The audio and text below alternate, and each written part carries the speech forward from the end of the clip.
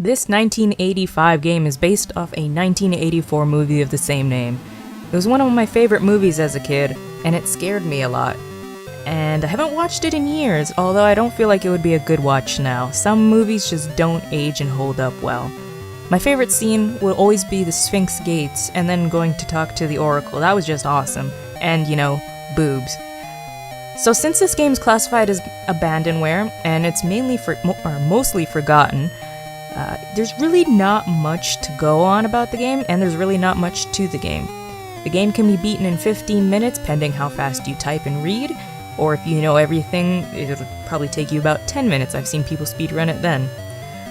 I did it in 40 minutes because I died at the Sphinx Gates, and I had to redo that all over again, and a couple spots I got lost in. I used a walkthrough, especially for old C64 games like this. They're very specific on what you can and can't type in some of these games, and I didn't want to sit there fighting with the system, and I didn't know what to do. You can find this game like I did on c64.com. They're dedicated to storing and preserving the history of the Commodore system, not sponsored in any way at all.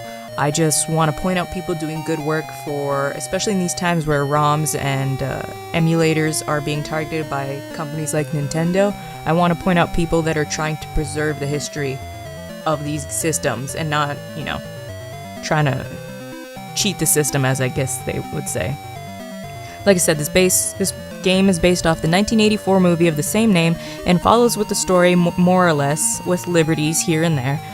It doesn't mention Bastion at all, but you do play as Atreyu, and you set out to find your savior, which is Bastion, and you have to stop the Nothing from swallowing all of Fantasia. I won't go into the story much here, because, well, it's a 34-year-old movie, and you must have heard it at some point, or watched the movie at some point, or maybe you just don't really even care. The game is divided into 3 parts that you have to load, the first part being the longest, the second part has the most interaction and moving and typing in that regard, and the last part is maybe 5 minutes, give or take, and it has a maze in it. It's a one-disc game. Some old C64, even MS-DOS games have, 4, 5, 6, 7 or more discs, and the total game is about 171 KBs. There's an opening song in the beginning, but other than that, there's no sounds throughout the rest of the 40 minutes that I played. The opening song was arranged by Martin Galway, according to the limited resources out there. And just like the movie theme, it burns into your brain, and it's actually really enjoyable and high quality. And I downloaded the song off of the VGMPF, which is the Video Game Music Preservation Foundation, so they look for old music, or not even old music, video game music, and try to preserve it on their site. I think they're a non-profit, but I'm not 100% sure. Also not sponsored. These are just resources out there that I think if you guys should know about them, you should use them. They've, like I said, not only preserved songs from this game, or song from this game, there's also a bunch of others, Mega Man, Castlevania, all that stuff. So there's not much to look at here, really not. It has images at the top of the screen to display where you are. Your inventory has a max capacity of 5 items, and that's still on the top too. And on below, you have your text and typing area. And as you go through your adventure, the images will change, and there's a fair amount of art here, but you almost can't tell what you're looking at half the time, with how blocky and how what we're used to looking at, I guess you could say, images that the C64 has.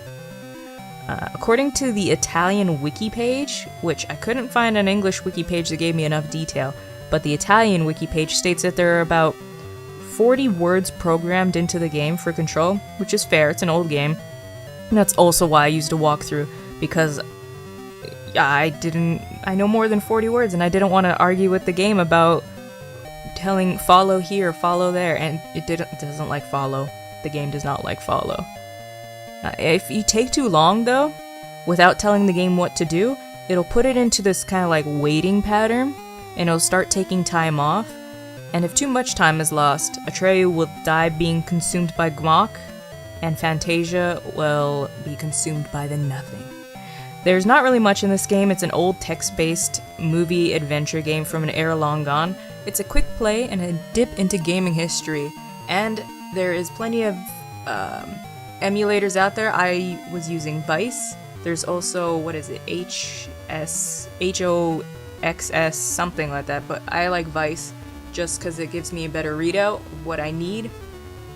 And like I said, c64.com or plenty of others, My Abandonware, that's another site I use, have plenty of old ROMs, and they're perfectly legal to download because nobody knows who has these IPs anymore.